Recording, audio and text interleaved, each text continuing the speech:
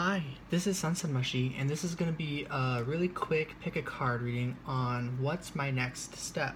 So you can go ahead and choose based off of a deck 1, 2, or 3, and that would be readings 1, 2, and 3. Or you can go off of like a number if you like to go based off of a crystal. This is the rose quartz for reading number 1, the amethyst cluster for reading number 2, and citrine for reading number 3. And if you want to listen to one, multiple, or all messages, you are totally welcome to. And if you'd like to receive a personal reading and help me out and support me, I'd really appreciate that. You can email me at sunsetmushy@gmail.com, and you can check the description below for more details on booking a reading. So we're gonna go ahead and get started with reading number 1, the rose quartz, in this deck. So just really quick, your next step. Your next step is appreciating what still remains. So you guys may have lost something emotionally. There might be something making you feel maybe down perhaps, and so your next step is realizing that although there are certain cups that have fallen over, those cups are the past. And so the next step for you could be turning around and looking at what still remains, the present and the future. And so with that in mind, what is this about?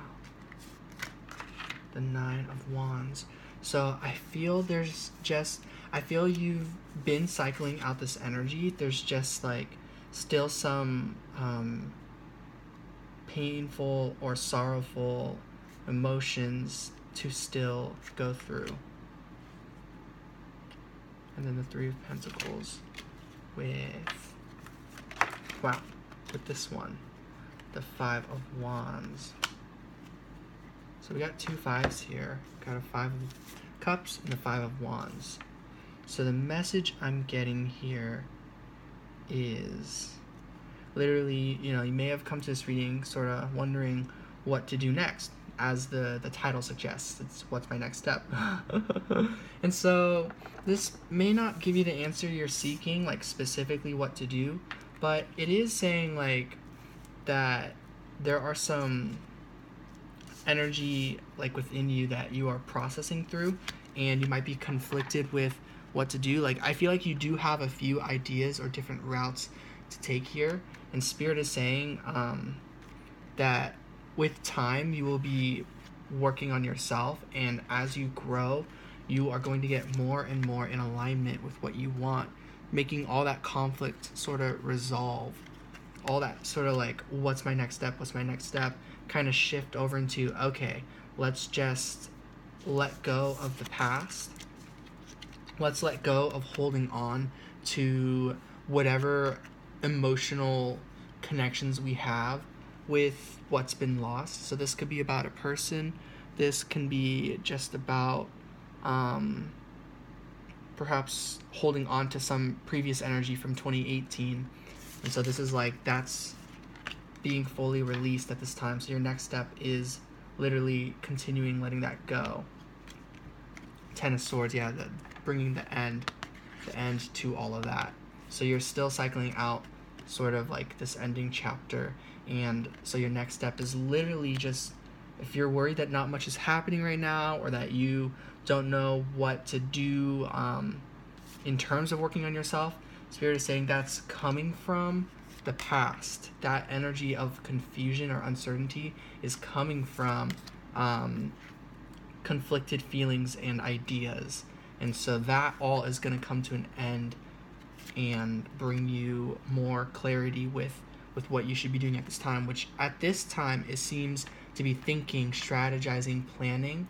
And sometimes we're planning so much while we're in this sorrowful energy that we kind of get more down. So Spirit is saying like plan with the more positive energy in mind, the vibration of high vibration of love and light. And so perhaps if you're feeling really down, then maybe getting out into nature or listening to a guided meditation or just doing some deep breathing. If any of you are interested in yoga, you can search up yoga videos. I love Yoga with Adriene. She's really cool and has like a bunch of different ones. There's like yoga for scoliosis, which I like doing, yoga for depression, yoga for bed. There's like all sorts of different like categories she has. So if you're interested in that, you can check that out.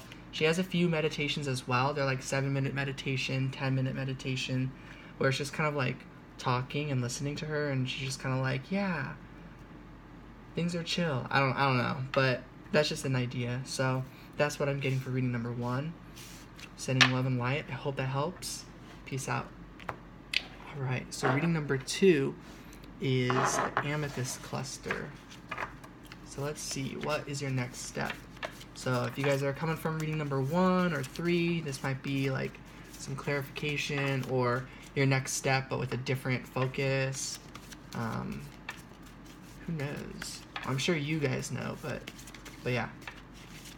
However this is resonating. All right, so your next step, King of Wands. It seems like you do kind of know, at least your higher self knows your next step. Spiritually, you're on the right path. We're always on the right path, you know. We're always doing like what we need to be doing to learn and grow and continue to thrive on our journey.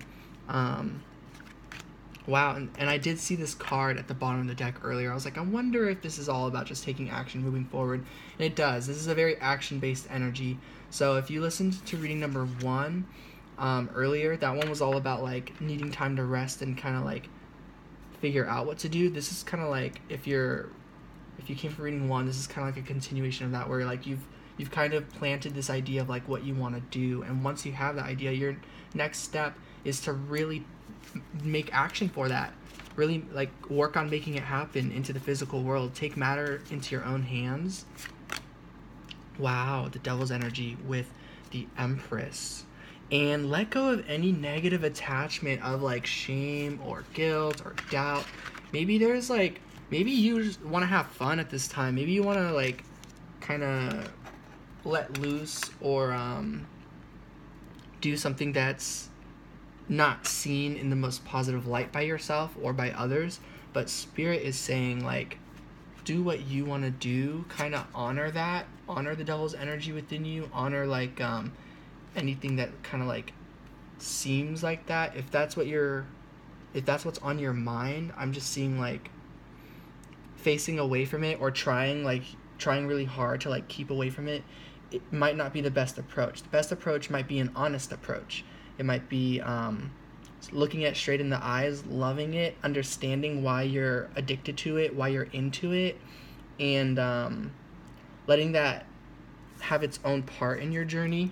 So maybe like it's okay if you spend some time to yourself doing whatever you want to do that's regarding this devil's energy, something that you do because you do want to, you know, part of you. And then there's a part of you that is the devil's energy where you might be saying internally like that you're not proud of it or something. And so Spirit is saying like, let go of that negative attachment of shame or not being proud of it. Just kind of own who you are, get creative with it, and then that creativity will channel into your next step, into taking action with your life. You can really use those energies and channel it into something really positive for yourself as the King of Wands and the Emperor. So I'm just noticing now we got the Emperor and Empress, which is a really nice balance. So final card I'm going to get here is the Four of Pentacles.